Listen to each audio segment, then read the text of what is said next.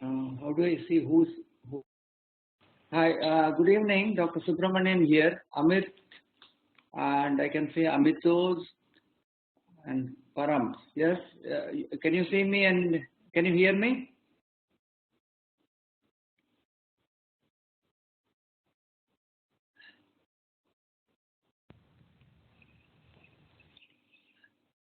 Yeah, now more people are joining. Okay, somebody can show me. Are you able to hear me? We have a collection of spotters, some X-rays, some ECGs, some CT scans, and some angiograms. So let's go one by one and let's see your responses and then I'll give you the answer. Okay, who wants to start with this X-ray? Yes, come on. Type.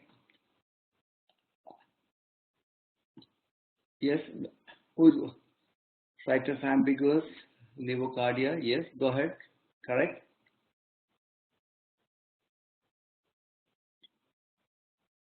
Anything else?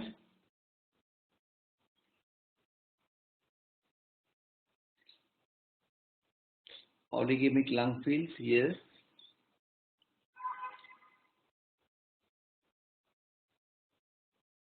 Yes. Why did you say situs ambiguous? Can somebody tell me?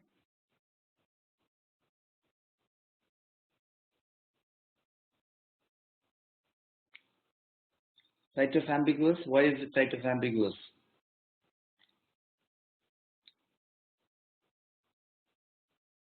Yes, it's not liver shadow on both sides. What we call is the midline liver. Yes, Sanjivan, that is midline liver, and we do not clearly see the stomach on the left side. In fact, there is a big gas bubble seen on the right side. So a midline liver is something like a gas bubble on the right side. The heart is also in the middle. You can see 50% of the heart shadow is on either side of midline, so it qualifies as mesocardia. Or the apex is still pointed towards the left, so some people might like to call it levocardia, but meso or levocardia is fine. So, and oligemic lung is fine. Now, anything else? What do you think of the superior mediastinum?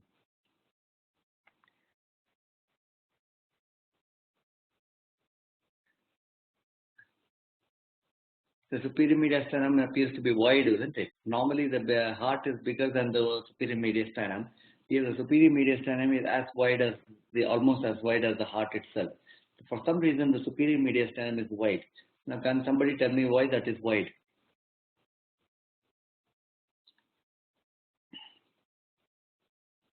Yes, you got to do it fast so that I can cover more slides. Now, if you know what are the most common anomalies with, well, thymic shadow is one. Yes, Sudipta, the dilated aorta on the left side is possible.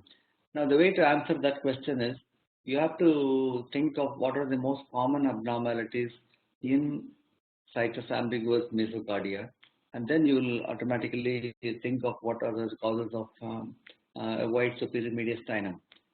The most common uh, anomaly in situs ambiguous is AV canal defect inside the heart and some form of DORV, double outer right ventricle. Double outer right ventricle, or very often the aorta is L malpose, and therefore the bulge, convex bulge in the left upper cardiac border usually represents the aortic arch. Somebody said aorta, that's correct. Now, in addition, most of these cases with midline liver and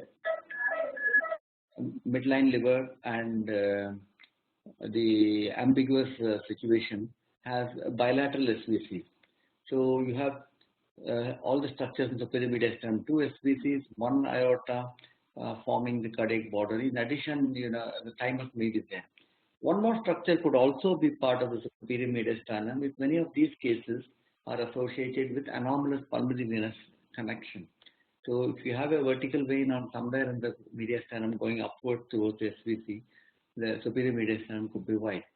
You could, of course, you cannot make all of that in the plain X-ray chest, But therefore, there's every reason for the superior mediastinum to be wide in a case of cyclus ambiguous. Now, which type of ambiguity is likely to be this condition? There are two conditions in ambiguous. One is the asplenia syndrome. The other is the polysplenia syndrome, which is more likely in this case.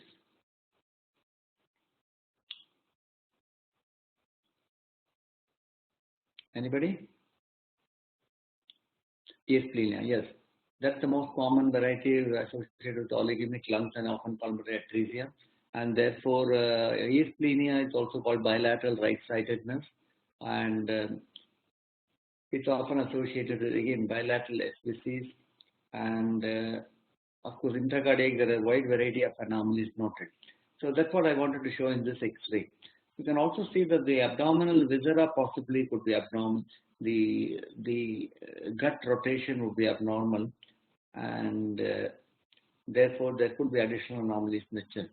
This X-ray unfortunately doesn't show the bifurcation of the trachea very well, but if you were to see the tracheal bifurcation, you would see symmetrical division, and you probably would find two right bronchi, morphological right bronchi on either side. This X-ray is not good enough for seeing the bronchus. Okay, so let's go to the next one. Now here we have a ECG. Somebody wants to comment on this ECG, please?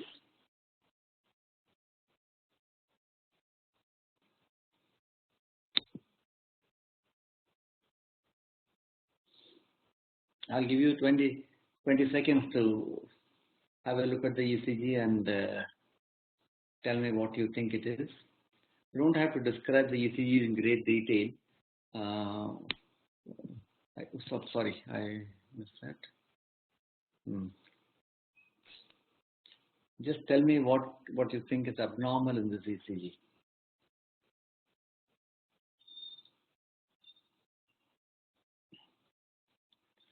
Okay. Yes, what type of bradycardia is it?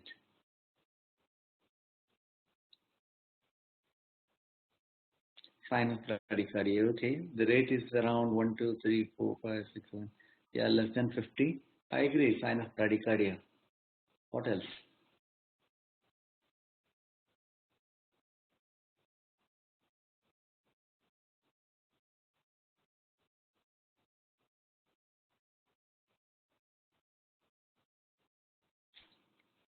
Long QT intervals. Yeah, good, Amitabh. Can you explain that? What exactly do you mean by long QT interval? How is QT interval measured here?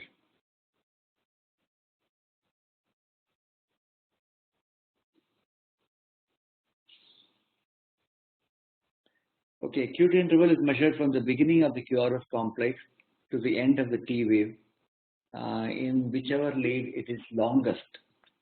Whichever lead shows the longest QT interval in the 12 leads, you take that lead. And you can very well see that the QT interval is quite long. You see a long gap between the R wave and the following T wave. The long QT syndrome, why is it important? And it's often accompanied with bradycardia. So why is it important?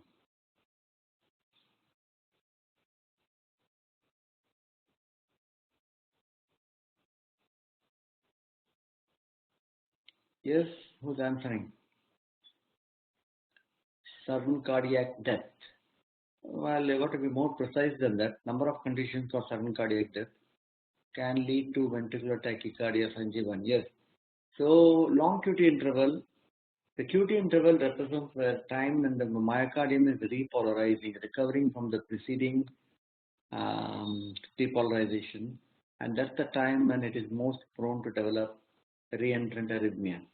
So long QT interval, commonly a congenital syndrome, long QT syndrome, and the ECG changes are for long QT. That's obviously the most important. The other changes are, you can see a very abnormal looking T waves, which are wide, often biphasic, and obviously prolonged. The other accompanying changes are often accompanied by sinus bradycardia. Now, This QT interval, as you measure from the surface ECG, has to be corrected for the heart rate. When you correct it for the heart rate, what do you think will happen to this QT interval?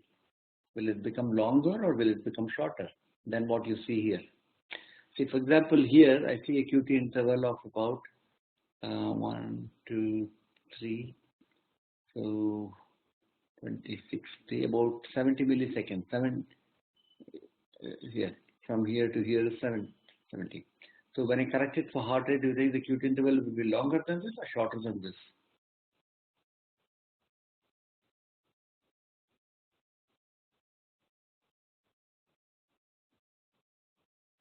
Shorter. Yes. Can you explain why? Why will it become shorter when you correct it? Yes, that's right. Short is the correct answer, but explain why. Yes. Though we correct it for a heart rate of 60 and it's not divided by RR interval, it is divided by square root of RR interval. Though this heart rate is close to 45 and when you correct for the heart rate of 60, the QT interval actually shortens. But even then, I'm sure it will be prolonged and the normal values of upper limit of normal QT interval is about 0.45 seconds. So this is way above that. Even after correction, I'm sure it will be quite abnormal. Now, how is the syndrome inherited? Any idea?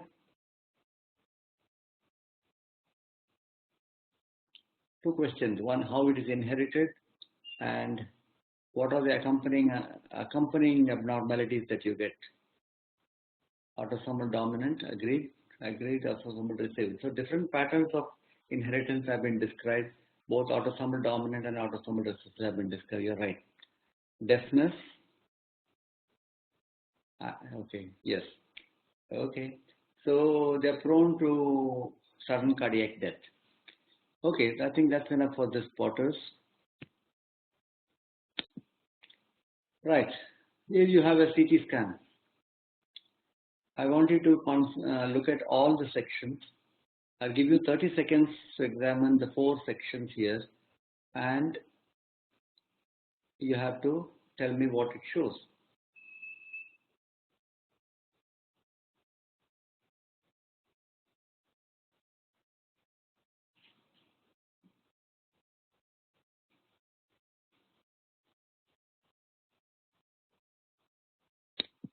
Oh, sorry, 1 moment. Can all of you see the figure well?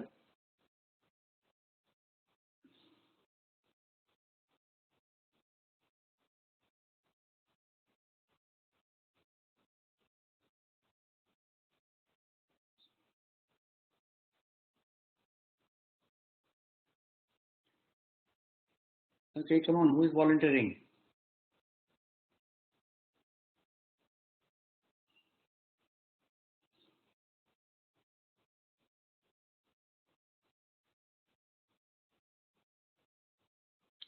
No one?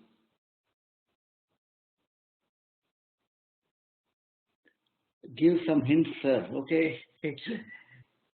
Okay. The first figure here. Can you see my arrow here? The first one, upper one on the left side, actually gives you the diagnosis. The others are all giving more details of it. Take your time. First of all, whenever you interpret a CT, you got to understand which is, somebody says single origin of coronary artery. No, I don't agree with that. But you're right, it's something to do with coronary, but it's not single origin. So first, the most important thing you have to understand is your landmark. Now, just try to understand which is the front of the patient, which is the anterior aspect of the patient. Then, in that case, which is the posterior aspect of the patient. You would know that. So then try to decide what is being shown there. So which is the front of the patient?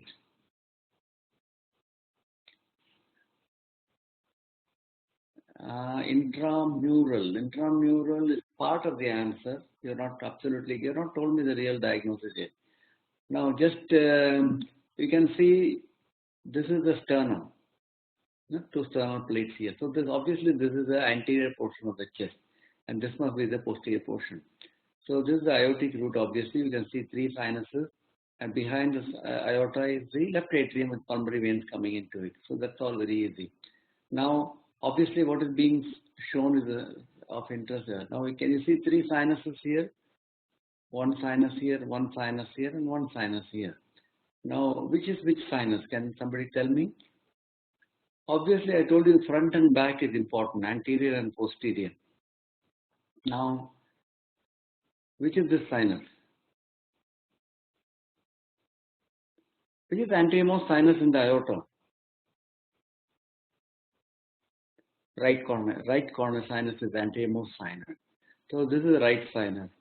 In that case, this is the left sinus, and this is the non-coronary sinus. Okay.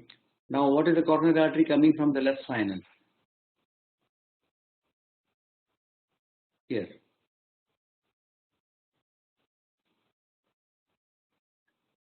And going posteriorly, behind the pulmonary artery. This is the pulmonary artery here. So what is the artery going behind the pulmonary artery on the left side, from the left sinus? This is the left coronary artery, LCA. And you can see it dividing into this is the LAD and that is the circumflex. Can you see that? LAD and circumflex. So LCA is arising normally from the left sinus. Now, what is this? Artery coming towards the front of the heart. That is the RCA. Where is it coming from?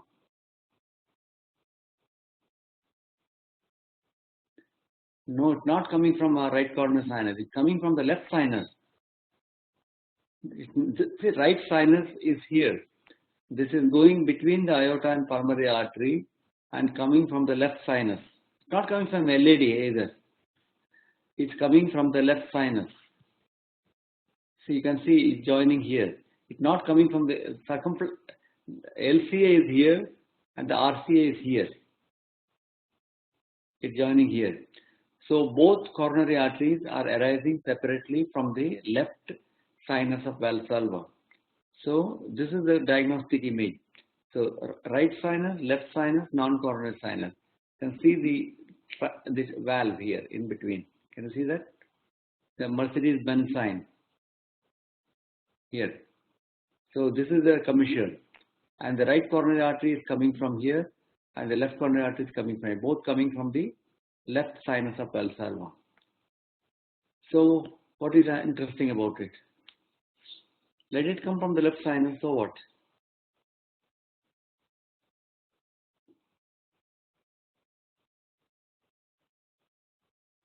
What is the significance? Can somebody answer that? Compression of what?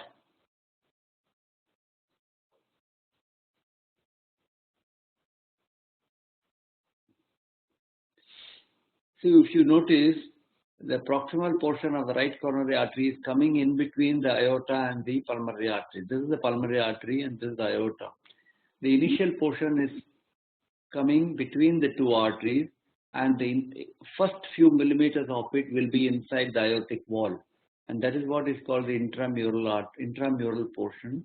So it can be compressed in the intramural portion, can also compress in the interarterial portion of the right coronary artery. So if you can see, the beginning of the RCA is very thin and pinched out, and then it becomes normal size. In fact, this is better shown in this image. Can you see in the bottom image here? The mouth is slit-like, and in fact, it is better seen in this image. Can you see that the mouth is slit-like? It runs in the aortic wall, and then gradually enlarges to become normal size. So this is the origin of both RCA and LCA from the left sinus, intramural RCA with slit-like orifice. So what is the significance of an anomalous RCA coming from the left sinus? Quick, you have to be quick. You have to answer many spotters. Okay, I think it's time to read up Anomalous RCA. In short, RCA can be totally asymptomatic.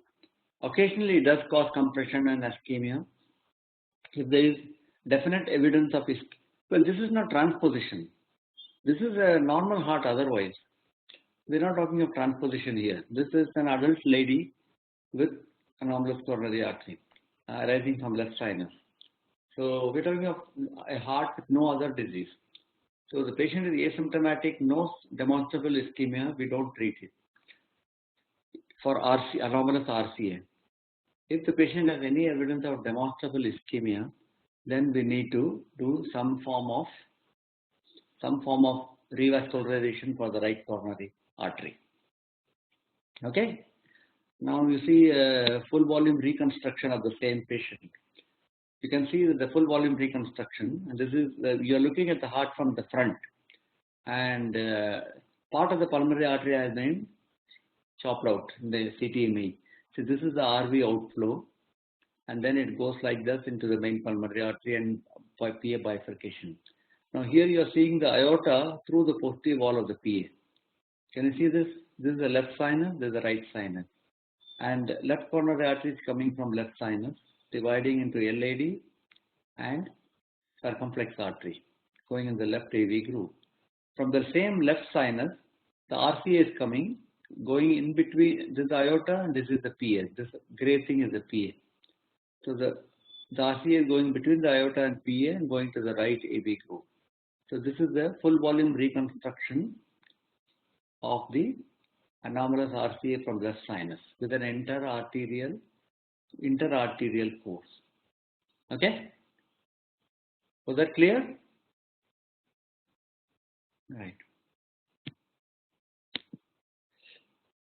Right. Who can tell me what you're seeing here?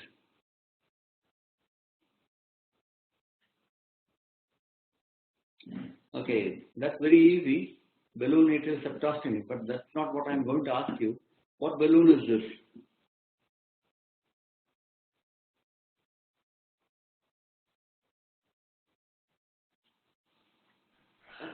Rashkin's balloon. What are the other kind of balloon you know for septostomy?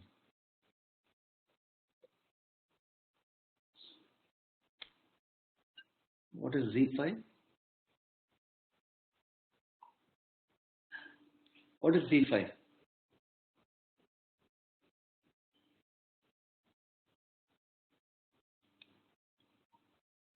Yes, you got to tell me how many types of septostomy balloons are there and what is the difference between the two. Quick. Anybody knows?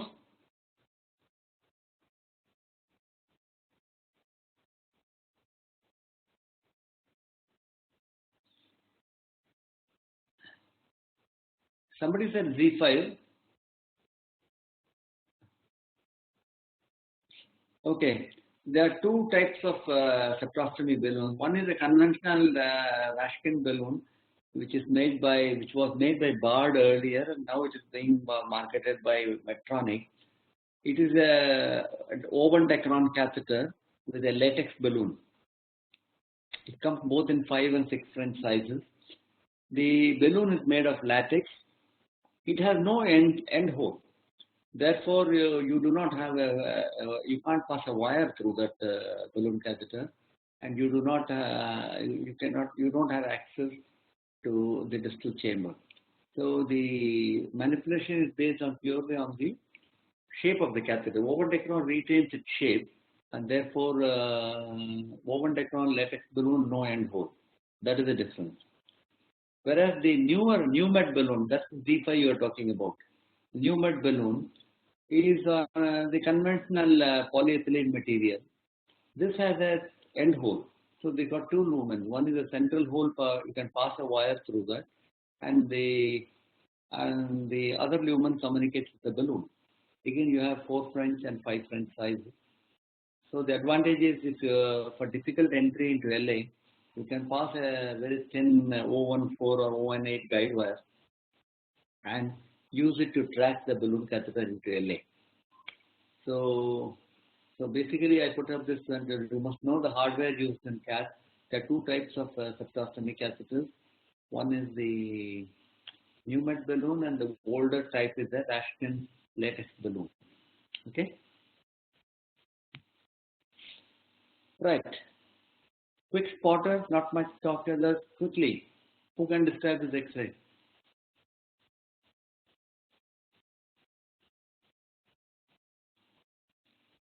Can't give you much time for this.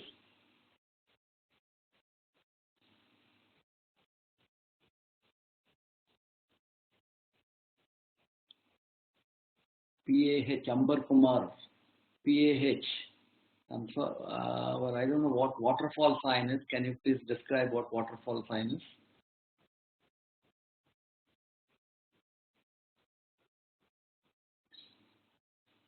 Right aortic arch. No, I'm sorry, I don't agree with that.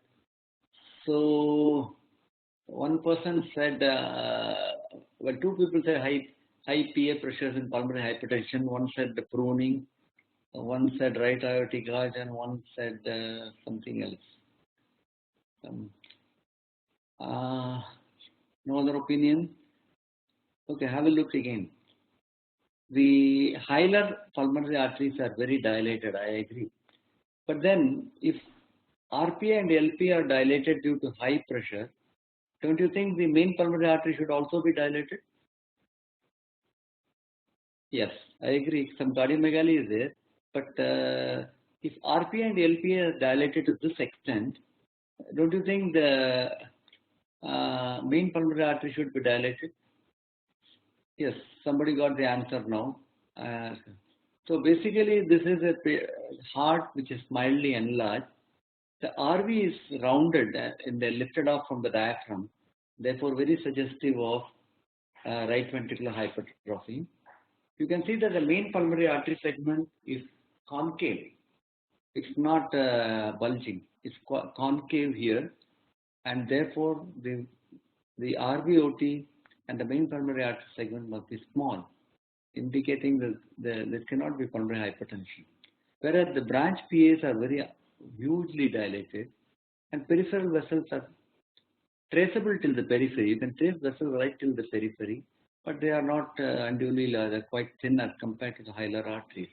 So pulmonary arteries are big, but the flow doesn't appear increase and the pressure doesn't appear increase. So the dilatation must be due to this X-ray is very, very classical of absent pulmonary valve syndrome in tetralogy. The pulmonary arteries are dilated because of severe pulmonary incompetence. It's a typical tetralogy X-ray if you forget the pulmonary arteries. It's a boot-shaped heart, concave pulmonary arteries, rounded RV apex, dilated pulmonary arteries in the hilum, but peripheries are oligemic. So it's an absent pulmonary valve syndrome. This is a textbook X-ray for absent pulmonary valve syndrome. Right?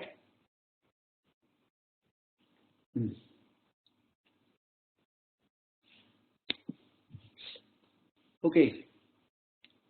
ECG, please. Who's giving comments on this ECG?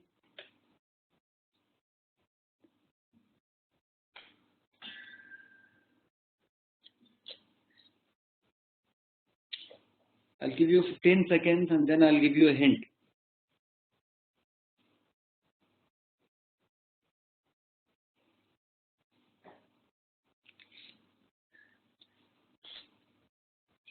No takers?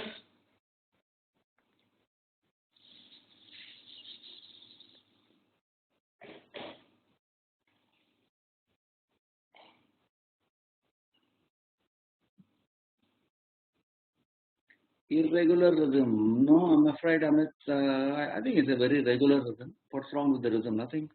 It's absolutely, I can see P waves everywhere, absolutely regular sinus rhythm. Minor variations like you get in sinus arrhythmia, that's all. I don't think there's anything wrong with the rhythm.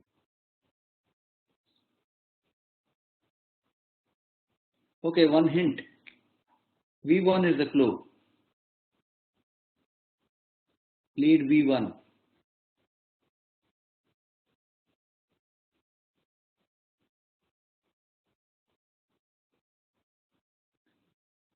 Digoxin effect. No. Digoxin effect is best seen in the leads where R wave is very tall, like V5 and V6. This is not the lead to look for digoxin effects. Somebody said right ventricular hypertrophy with something. No, I don't agree with that either. Card-vectal phenomena. No, it doesn't fulfill card-vectal phenomena in it. You have to cross 45 millimeters in V3, V4. Maybe it does borderline 1, 2, 3. Yeah, maybe borderline, but I don't think that's the reason. I told you V1 is the clue. What's wrong with V1?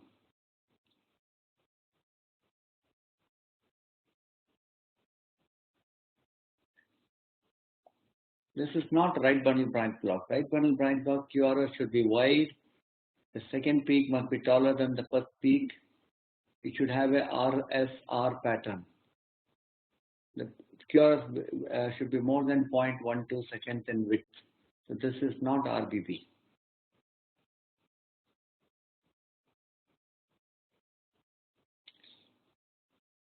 Okay, I'll give you a clue. This family had history of sudden death.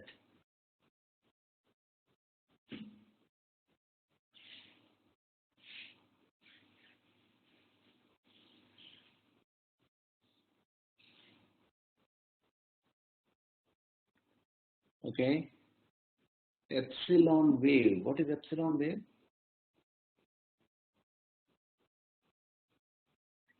What is epsilon wave? Okay. So Deepta finally got it. No, this is not ARVD. ARVD doesn't have tall R waves. ARVD actually has small R waves. Okay. So yes, the typical ST elevation, which is convex, or not exactly suggestive of infarction, leading to an inverted T wave.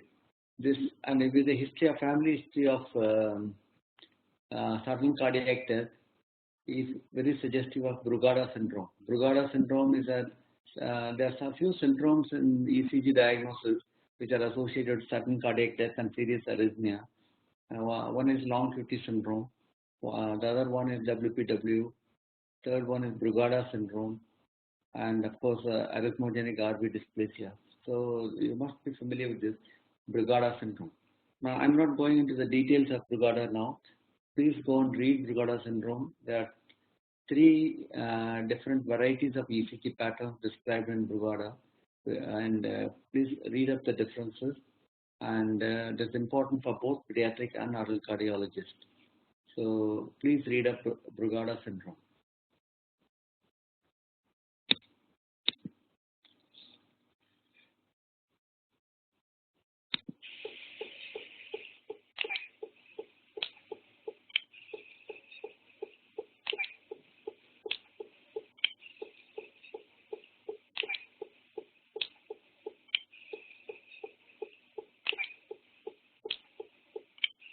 Yes, who is going to comment on this? A shot from the monitor screen. No, Amit, you are wrong. Heart rate of 165 in the intensive care is quite uncommon, quite common. So I don't think it should be saying paroxysmal bronchitis like that. Significant pulse pressure variation. What is significant pulse pressure variation? I don't understand. Can you explain that a little more?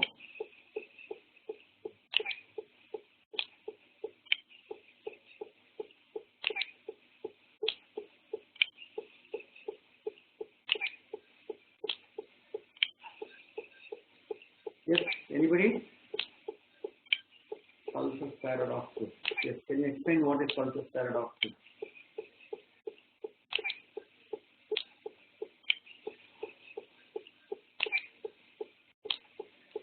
Basic fall in the arterial pressure in inspiration, and the difference between peak pressure and the thrust pressure being more than, and the fall in systolic pressure more than 10 millimeters of mercury. So you can see that the difference between the peak VP here and the lowest VP here is clearly about 20 millimeters.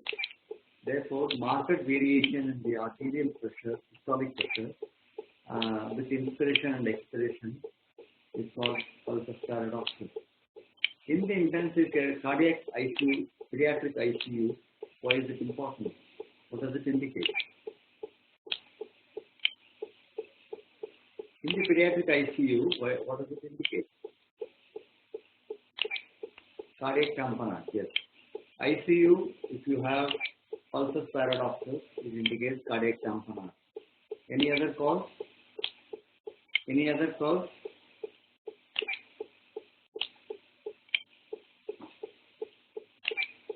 Any other cause other than cardiac tamponade?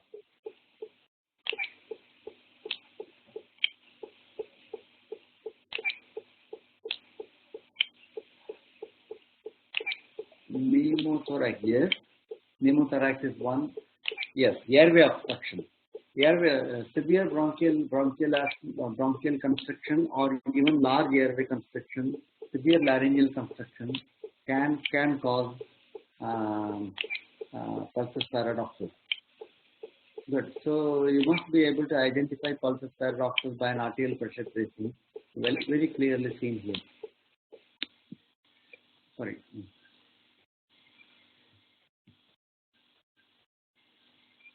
Right. This is the next quarter.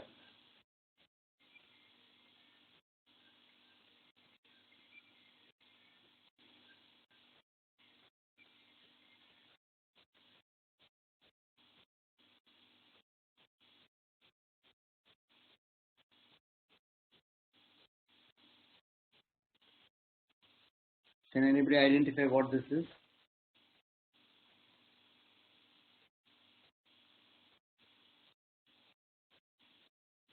Where is the catheter? What catheter? How has it been introduced? And where is the tip of the catheter?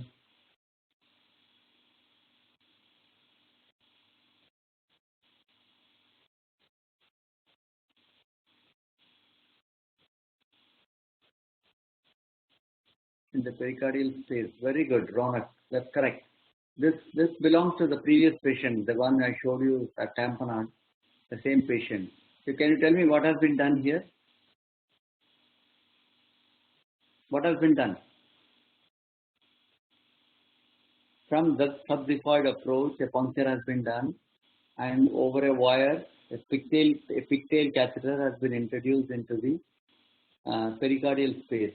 It's going up and looping down into the pericardium next to the right atrium.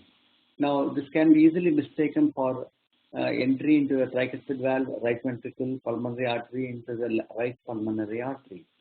But the critical clue is, if you notice at the bottom, the catheter is coming from somewhere in the right side, and it is not near the spine.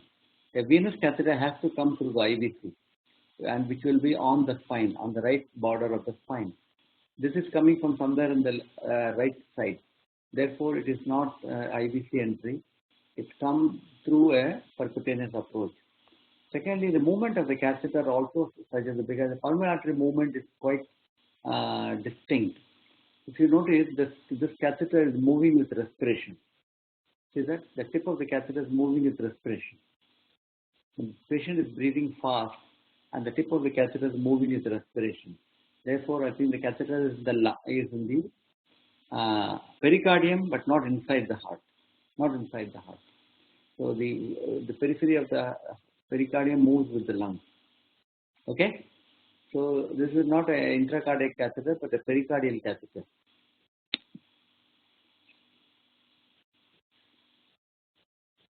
Yes, who will take this X-ray? Quick, we cannot spend too much time on this.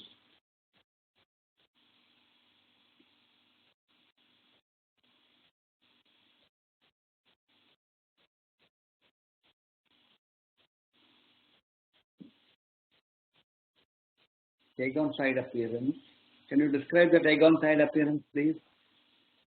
You're right, narrow pedicle, agon side, I agree. So can you describe what is agon side about it? Akshada, I don't want an answer transposition. I want a description of the X-ray. Now, secondly, you have to describe what is agon side, because to me, all hearts look agon side only. Any X-ray, if you look at the heart looks like an egg only. Okay, that's very good. Who was that? Sudipta. There is cardiomegaly, there is right atrial enlargement, and most important thing is the pulmonary artery is missing from its normal location. Is this the pulmonary artery segment is missing from its normal location. So this big heart, along with the absent pulmonary artery, this absent pulmonary artery indicates either the pulmonary artery must be very small, like tetralogy, low pulmonary atresia and all that. But then, if it is tetralogy and pulmonary atresia, the lungs should be oligamy. Here the lungs are plethoric. So if you have a big heart like an egg with a narrow pedicle and narrow pulmonary artery segment, at the same time you have plethora. That is what is the typical egg-on-side appearance described for transposition. Now it's also important to remember that egg-on-side diagnosis of transposition should be made only in the neonatal period. Thymic shadow is also narrow, yes, I agree. So this diagnosis holds good only in the neonatal period. You can have such a X-ray in later age also. Suppose a patient has a double outlet right ventricle where the pulmonary artery is situated behind the aorta here, one behind the other. You could have still an egg-on-side appearance and so on. Therefore, the importance of egg-on-side as a diagnostic sign for transposition holds good only in the neonatal period. So it involves a big heart with a right atrial enlargement and giving an egg on its side, a narrow main pulmonary artery segment, narrow vascular pedicle. At the same time, you have plethoric lung. Okay? Then it is suggestive. In the older patient, if you get such an X-ray, it is still suggestive of plethoric lung, but then you must suspect it's not a simple, straightforward ventricular septal defect. If it's simple, straightforward ventricular septal defect, if our main pulmonary artery would repeat. The absence of main pulmonary artery indicates that pulmonary artery is not in its normal location. It's somewhere hidden behind the aorta inside. Therefore, it could be DORB, it could be transposition, it could be single ventricle. Any situation where the pulmonary artery is not located in its normal place. Okay? So be careful when you say egg on side. Egg on side is important only in the neonatal period. Okay. This is a 3-month-old child who is severely cyanosis. What are the possibilities?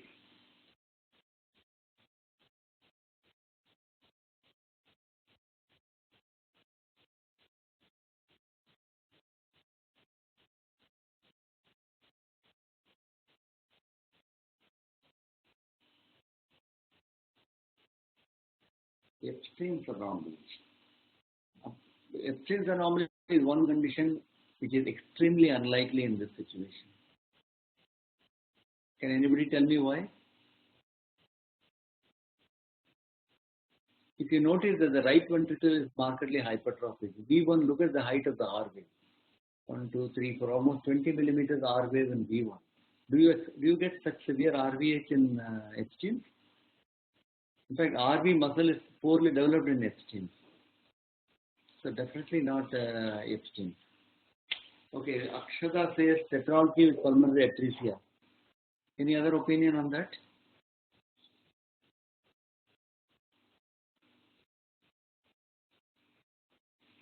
What is typical of a tetralogy ECG? RAD or right atrial enlargement tetralogy again. So the one more vote for tetralogy. How many more people think it's tetralogy? Pulmonary atresia, intact ventricular septum. So that now we have two diagnoses. One is tetralogy with or without pulmonary atresia, and the other diagnosis I got was pulmonary atresia, intact ventricular septum. Can anybody give me the reasons why tetralogy and why not tetralogy?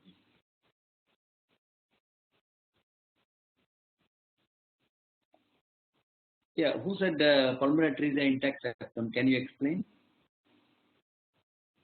RAD could happen, RAD and RVH. Okay.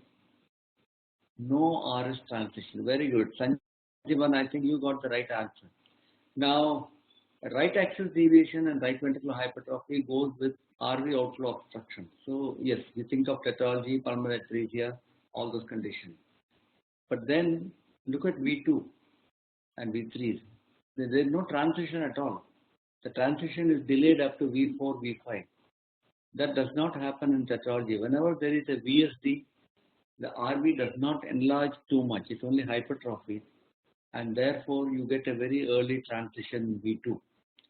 Now, this ECG is not compatible with tetralogy or the usual common garden pulmonary atresia. This is very suggestive of isolated pulmonary stenosis or pulmonary atresia with intact ventricular septum. I think Sanjeevan got the answer. Tetralogy and pulmonary atresia with VSD are not the correct answer. Can it be tricuspid atresia?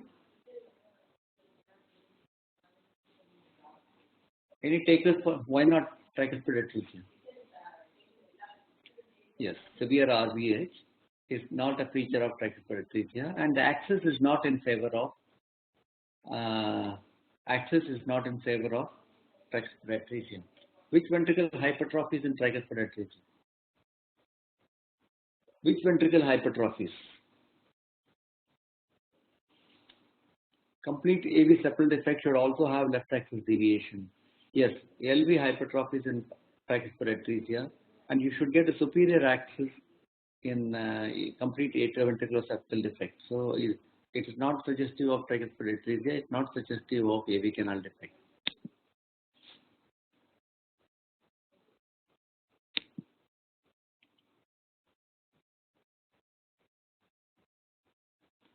Okay, this is the angiogram. Please describe this angiogram and tell me what it shows. Any takers?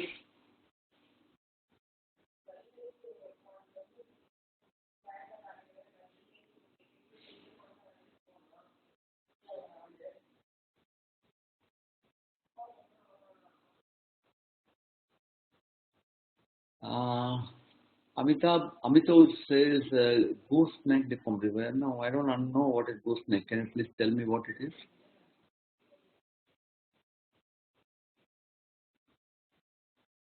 If you want me to stop the angio anywhere, please. I will scooped out apex. I don't see apex is nice and well formed. I don't see any scooped out apex at all. There is no scooping out.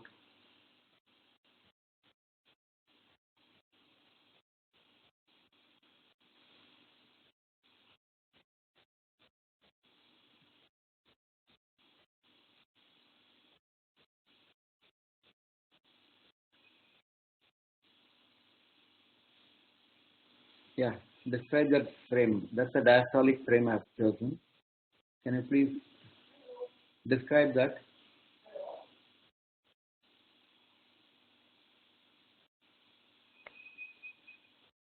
See, it's not enough if you say gooseneck deformity. You have to be able to describe it. What is gooseneck? It is gooseneck, I agree. What is gooseneck?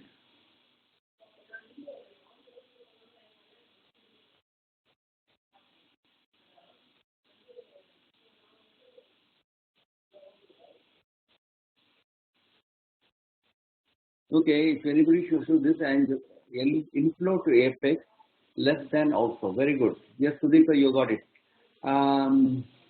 So first of all, when you describe this, I now here I am showing you angiogram. No, sorry, an angiogram.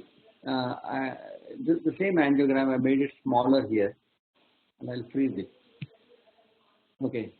So you see, this is first of all, this is a retrograde pictorial catheter passed through the arterial route into the left ventricle, and the view done is frontal view, AP view. So this is a diastolic frame in the LV angiogram. But that's the way to start describing a left ventricular angiogram. You don't just say gooseneck deformity. You have to say the route of the catheter, what catheter it is, and what angiogram and what view. All these are important to make the diagnosis. Now, the LV shape is like abnormal. If you see carefully that the distance from the apex of the ventricle to the inflow valve, that the mitral valve, is much shorter than the apex to the aortic valve. In the normal left ventricle, both these are more equal. Can you see here the distance from here to the outflow and distance from here to the mitral valve is more. Mitral valve is still shorter, but the difference is much less. The inflow portion of the septum is nearly 90% of the length of the outflow portion of the septum. Whereas in a AV canal defect, the inflow portion is typically scooped in, and therefore the inflow portion is much shorter than the outflow portion. Therefore, in diastole, you find that the left ventricle looks like a back of a goose. This is the back of the goose, and this is the neck of the goose. Okay, the back of the goose and the neck of the goose. So this is the goose neck deformity. Okay, right. Now to compare this, I am showing a normal left ventricle. No? This is a patient who does not have goose neck deformity. Can you see a diastolic frame? No. Now here, you see that this deformity, the scooped out appearance does not happen here. Now, why the scooped out appearance does not happen? Because in the AV canal, the AV septal defect, the atrioventricular septum is absent. The atrioventricular septum hangs down vertically here at this point. And that is what you see here from the aorta. See that? That's the atrioventricular septal profile. Now, when this septum is absent, you get a scooped out appearance like this. So this is a ventricle which has a normal mitral valve and LVOT. Here is a scooped out septum due to absence of the atrioventricular septum, and therefore your inflow portion is much shorter than the outflow portion. This is suggestive of a AV canal defect. Both partial and complete will have this appearance. The only difference is now all AV canal defects have a cleft in the mitral valve. You can see the cleft here. Can you see this cleft? This white shadow coming in between the anterior portion of the left and posterior. So you can see the cleft here. But when you have complete AV canal defect, invariably this cleft will leak and you will have varying degrees of mitral regurgitation. Secondly, when you do an LV angio and a complete AV canal defect, you will see dense filling of the RV and PA because the VSD will shunt left to right. Whereas here you don't see any filling of the pulmonary artery. That means there must be no VSD. Therefore, this patient has goose neck deformity due to a partial AV septal defect. There is no ventricular septal communication. There is a cleft in the valve, but there is very trivial mitral leak. So the diagnosis is partial AV canal defect or a primum ASD with cleft mitral valve and a trivial mitral valve incompetence. Okay? Please remember this appearance. This is scooped out inflow septum causing goose neck deformity, diagnostic of AV septal defect. In this case, it's partial AV septal defect. Okay? Everybody follow?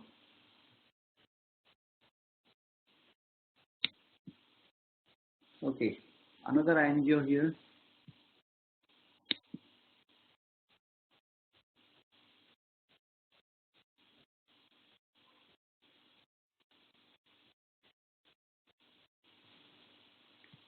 Okay, and let me say it again.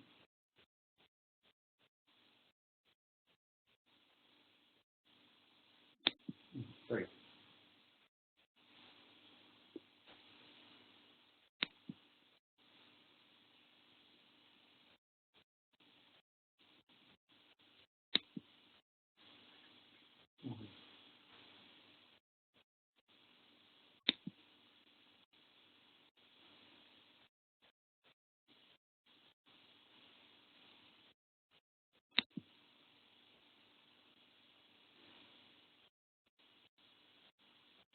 I'll freeze the image for you now.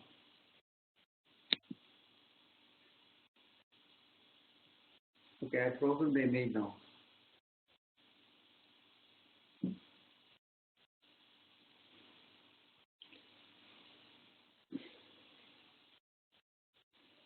This is a very unusual angiogram, so I'm just putting it out of interest.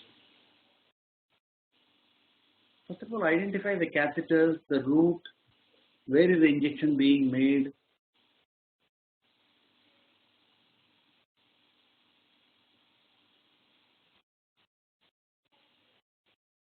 You want me to run again?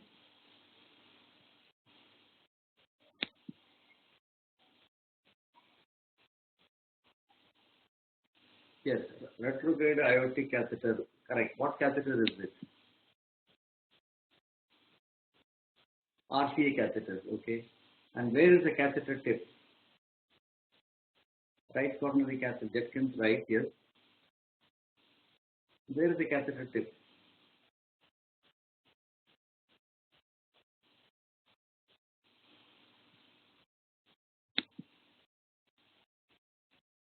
Left subclavian artery. Okay. So left, it is being injected in the left subclavian artery. Okay. Then what is happening? So what is the left subclavian artery filling?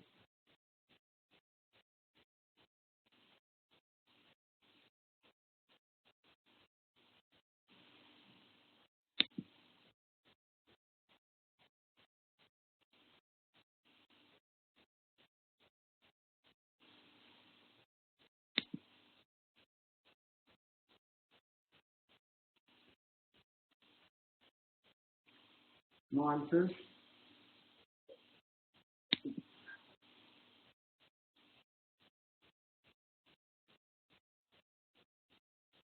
When does the left subclavian artery, when is the left subclavian artery brought down like that? It is, normally it goes to the left arm, isn't it?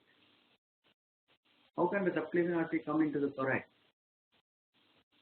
Left lung, okay. So it could be a BT shunt, classic BT shunt, yes, okay. So it could be a classical BT shunt. So classic BT shunt should go where? What should it fill? It should fill the left pulmonary artery. It should fill the left pulmonary artery. So now watch carefully. In this case, look for the left pulmonary artery. Is it filling? Sorry.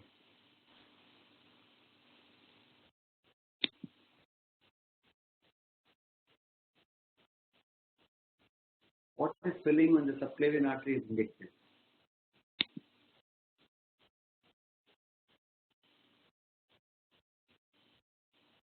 LA is filled. Very good. So how did the LA get filled? LA is filling and then the dye is going into the LV and from there it's going into the aorta. Okay, I'll tell you. This is a surgical complication. It's not unroot coronal sinus. It's it's a surgical error. Occasionally, when they are dissecting for the left pulmonary artery, in this case, somebody thought they isolated a pulmonary vein and anastomosed the subclavian artery to the pulmonary vein. It's a wrong identification of pulmonary vein as pulmonary artery branch. Therefore, the VT shunt has been connected to a pulmonary vein, and therefore the shunt is happening from the artery into the LA directly through the pulmonary vein.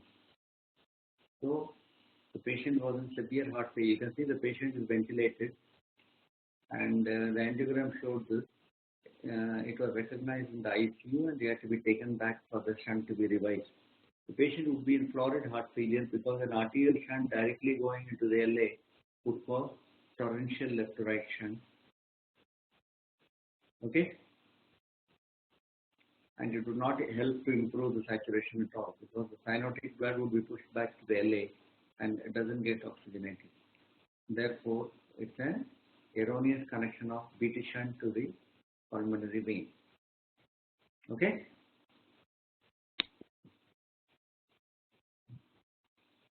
Okay.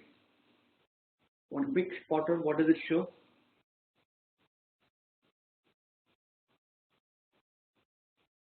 I'll give you a clue. This X-ray was taken in the ICU.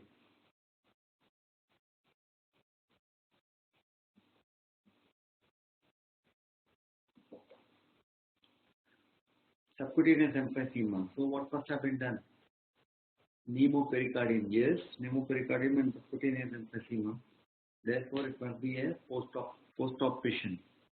So yes, good diagnosis. You can see a lot of air in the subcutaneous tissue here, and the air is going up into the neck here, and you can see air in the pericardium here. Therefore, it probably must be some post-op. Well, looks like an oligemic lung. Therefore, he must have had a BT shunt and is having subcutaneous emphysema following that. Okay. Okay, quick diagnosis.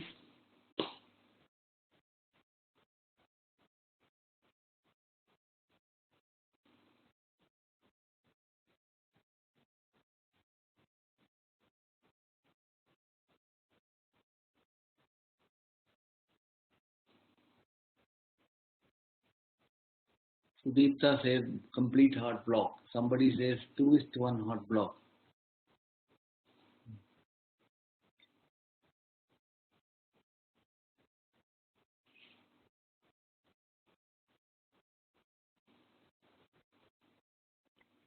See, diagnosing complete heart block is a very simple thing. That's an MBBS question. At your level, I would expect you to give more details of what is the type of heart block. No, prolongation of PR interval is long. More details of the type of complete heart block, what is the possible etiology, what is the prognosis, and what is the likely treatment. All those things you must be able to judge from the ECG. So yes, no white curers. Now, see, you should describe this is clearly complete heart block because the ventricular rate is distinctly slower than the atrial rate. The PR interval is changing constantly. PP intervals are constant and RR intervals are constant. So you must describe this ECG as a narrow QRS complete heart block with a good escape rhythm and no prolongation of QT interval and a resting heart rate of almost 65, 70. Therefore, the prognosis is extremely good. Very likely this is suprahizian congenital complete heart block. Since the heart rate is quite good and the QRS is wide, the prognosis is very good. And if there is no ventricular dilatation, the management would be to follow up for pacing as and when necessary. Okay. Please read up indication for pacing of complete heart, congenital complete heart block, how to assess congenital complete heart block, when to pace, and other things. Please read up. Okay, quickly one more angios, and then we are winding up.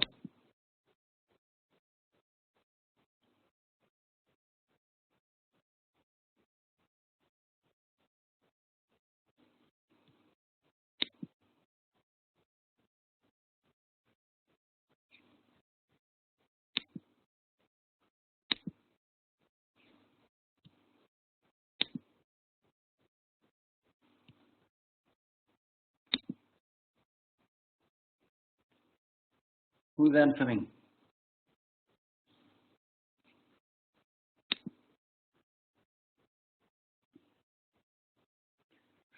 Single coronary artery origin. Single coronary origin is not enough. No, that's not the way to describe it. First of all, what catheter, what angiogram, what view, then and the diagnosis should be complete.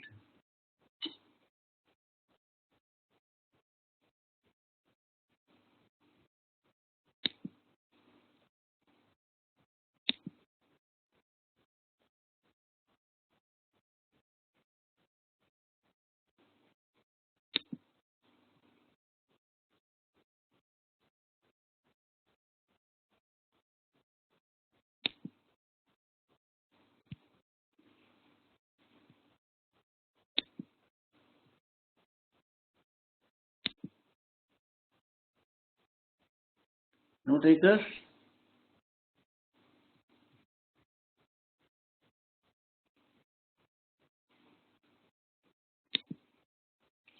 RCA catheter from the retrograde arterial route, okay?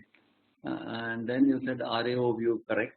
And then finding, can you say that again? What is the finding you said?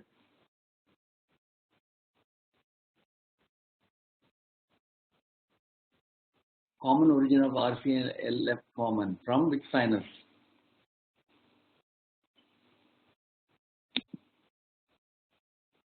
From which sinus?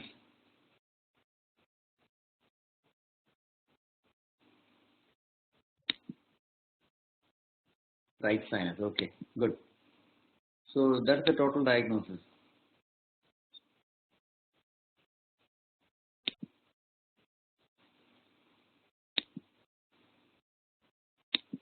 Okay, this is a caudal view, a AP caudal.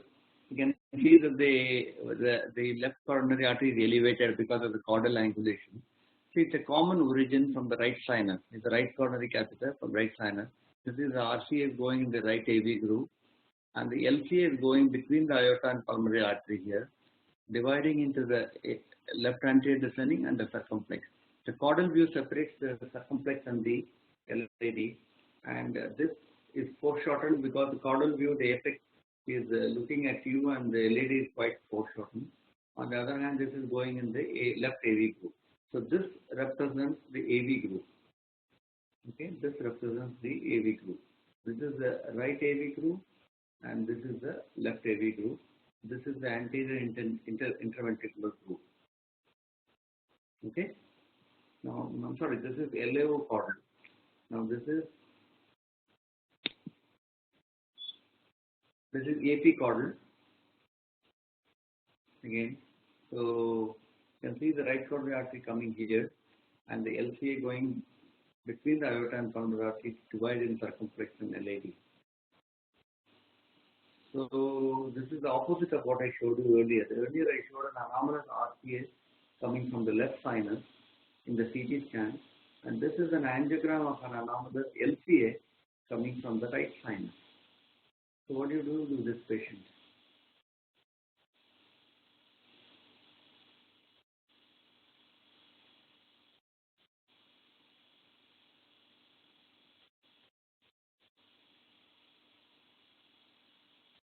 Anomalous LCA coming from between the two arteries is a much more serious condition than anomalous RCA.